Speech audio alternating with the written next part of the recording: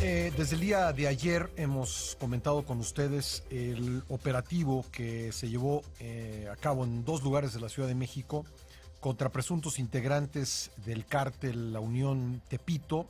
Ya durante el día de ayer, pues se informó de la detención de quien es presuntamente el líder de esa organización delictiva, David García Ramírez, el Pistache.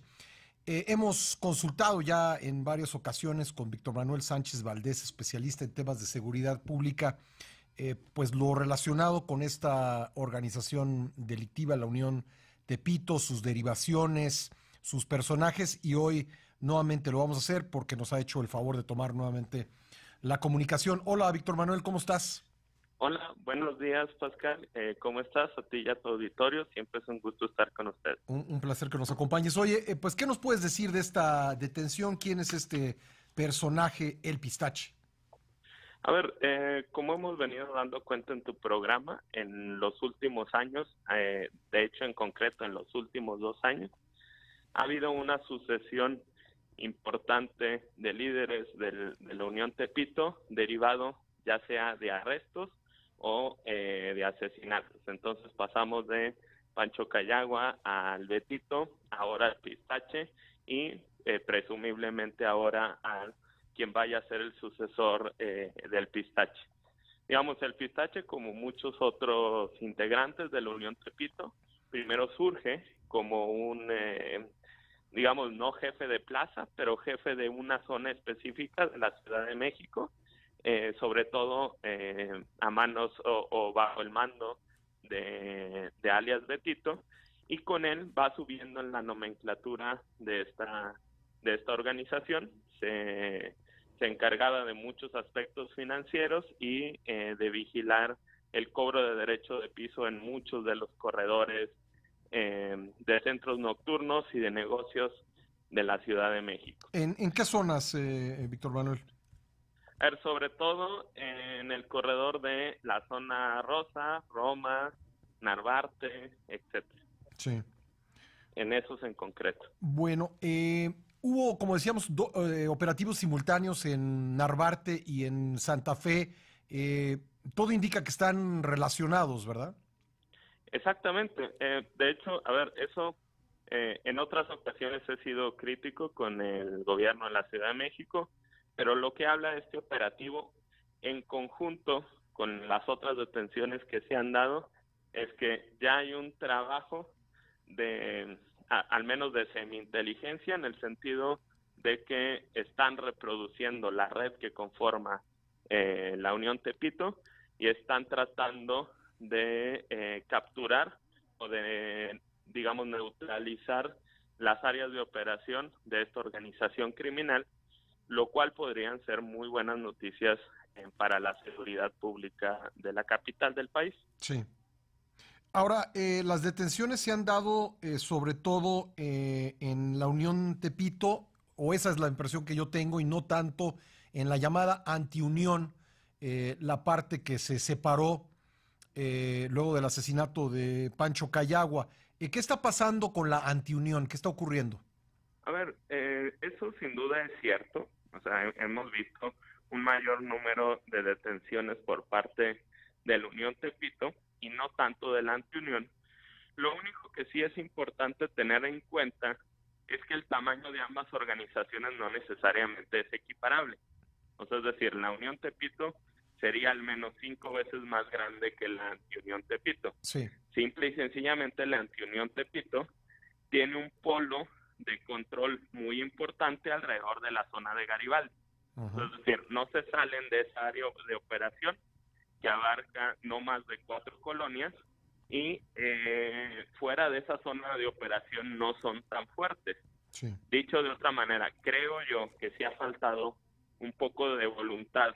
Es decir, el hecho de que se hayan tan concentrados en una zona también eleva las probabilidades de que uno con operativos focalizados Uh-huh. pueda pueda poner en peligro los negocios de la antiunión, y es más fácil de combatir una organización criminal que se halle muy focalizada o muy encapsulada en una zona. Creo yo que precisamente para propiciar que estos vacíos de poder entre organizaciones no sean aprovechados por los rivales, la lucha o la persecución debe ir para ambas organizaciones o para todas las organizaciones implicadas en esta disputa. Oye, cuéntame una cosa. Hemos visto en el combate a organizaciones, a diversas organizaciones delictivas en el país, cómo el descabezamiento luego se traduce en la atomización de estos grupos delictivos y bueno, eso genera otro tipo de problema. ¿Ves algo potencialmente posible? Potencialmente podría ocurrir esto con la Unión Tepito ahora que ha sido detenido el Betito y el Pistache. A ver, es muy pronto para tener información tan detallada sobre posibles rupturas al interior de la organización, pero derivado de la propia historia de la Unión Tepito, que se ha ido fragmentando en distintas organizaciones. Habrá que recordar que el propio Betito en algún momento formó lo que se conocía como la U y luego vuelve a la Unión Tepito para utilizar el nombre de la propia organización, y el hecho del surgimiento de la antiunión, pues nos da cuenta de que no es una organización tan vertical, que tiene muchas células que podrían, ante la ausencia de un líder, en este caso el Pistache, propiciar el enfrentamiento de algunos de los jefes de zona que podrían creerse con derecho de encabezar la organización, y entonces sí se podría fragmentar, pero al menos en este momento yo no tendría información suficiente como para decir, digamos, hay dos bandos